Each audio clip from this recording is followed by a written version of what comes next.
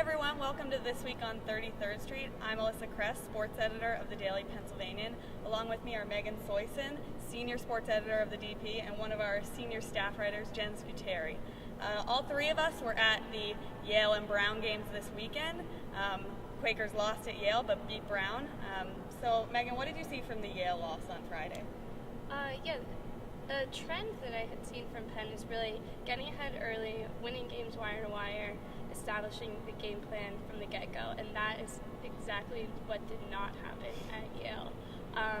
You could see that Yale kind of got them uncomfortable off their game, and it really, really showed in the play and throughout the entire game. So once you saw that Yale threw them off at the beginning, you didn't really think that Penn could pull away with the game. So moving forward, Penn needs to establish that game plan early, especially Friday against Harvard, where it's going to be really tough to get into that zone. Yeah, Yale scored the last 10 points of the game to beat the Quakers by 7, so it was a tough ending for them.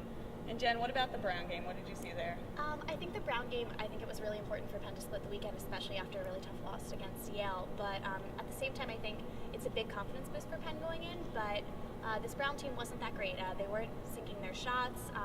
We've talked about how they were ridden with injuries, just a small number of players. And I think while the win was really important from a confidence standpoint, I don't think we can take much from it, except for maybe the fact that Zach Rosen played very selflessly, and a lot of other people were able to get in the action, like Rob Belcourt, and Henry Brooks also had a great game against Yale. So I think going forward, we're going to need a full team effort if we even stand a chance against Harvard. Yeah, so Harvard and Dartmouth come to the Palestra this weekend. Huge matchup against Harvard on Friday.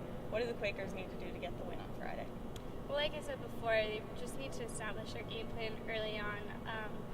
We've said it once. We'll say it again. Full team effort. We need Tyler Bernardini shooting well. We need Zach Rosen shooting well. We need Miles Cartwright shooting well. Off the bench, we need some solid performances. So that really establishing the momentum right from the beginning and not allowing Harvard to take control is really, really important. Yeah, and I think it's also important that the Quakers don't get into foul trouble on Friday. I think that's kind of been a problem for them in games in the past, and against Harvard's big guys, it's going to be a really important part of the game. The Princeton game a couple weeks ago, huge crowd at the Palestra. Are you expecting the same thing this weekend against Harvard? I would hope so. I think people are starting to figure out that this game actually means something, and people should definitely be in attendance. And to top it all off, it's actually a Fed Club event, so we should expect to see some seniors out there, especially if they want to get their flask or their name up in smokes and their card stamped. So hopefully that all works in their favor, and the student section's packed. I've got friends coming. Definitely. My brother from Temple's coming. Yeah. Big game at the Cathedral.